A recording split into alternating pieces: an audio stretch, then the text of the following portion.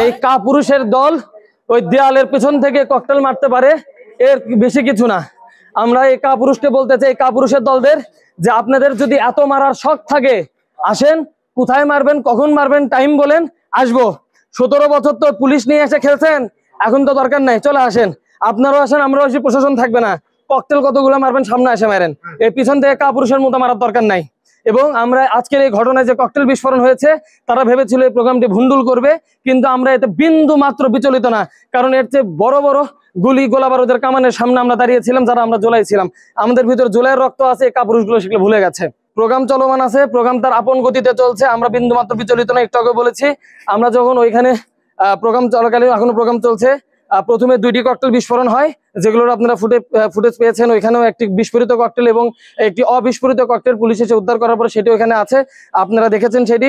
এবং যখন আপনারা আমাদের সাথে ছিলেন এবং ওইখানে আজকের প্রোগ্রাম কভার দিচ্ছেন, সে সময় ঠিক পরপর আরো 2টি ককটেল বিস্ফোরণ হয়, সেটাও আপনারা দেখেছেন। সার্জিস আলমের গাড়ি বহরে কোনো ককটেল বিস্ফোরণ হয়নি। আমাদের যে প্রোগ্রাম স্থল, পূর্ব ঘোষিত প্রোগ্রাম, আমাদের এটি জেলা সমন্বয় কমিটির সভা হচ্ছে আজকে আমাদের বগুড়া জেলায়, আমাদের অডিটোরিয়াম, জেলা পরিষদ অডিটোরিয়ামে।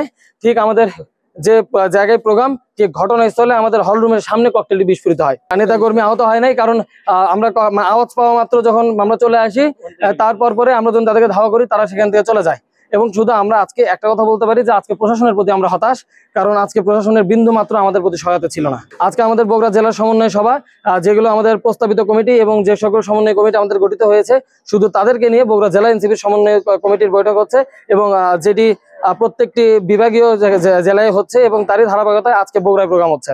এখন প্রশাসনের যেটি ভূমিকা আছে, তারা আসছে, তারা এসে এখন একটি নিরাপত্তা বলয় তৈরি করছে এবং দেখছে। এবং আমরা এখানে আমরা দেখতে পেয়েছি প্রশাসনের, আমাদের বগুড়া সার্কেল এএসপি জনাব মোস্তফা সাহেব এখানে ছিলেন, আমাদের সদরের ওসি হাসান বশির সাহেব ছিলেন, এবং হচ্ছে সদরের তদন্ত ওসি মাহফুজ ভাই উনি ছিলেন, এবং ডিবি তারপর পরে কিছুক্ষণের মধ্যে চলে আসে, এবং সিআইডিরও আসে, সিআইডির যারা কর্মকর্তা ছিলেন তারা আসছে, এনএসআই আসছে, মানে সবাই আসছে, কিন্তু সেটা ঘটনার পরে, মানে আওয়াজ পাওয়ার পরে আসছে আর কি।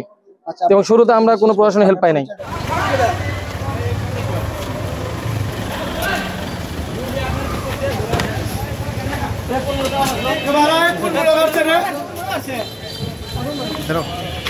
এখন মারো দেখি,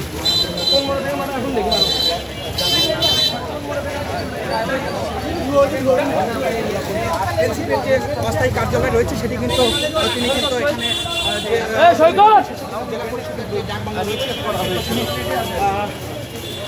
একটি মত বিনিময় সবাই কিন্তু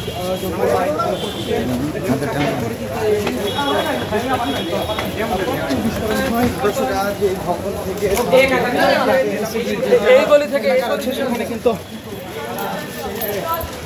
পুলিশ সদস্য কিন্তু মোতায়েন করা হয়েছে, এবং এখনো কিন্তু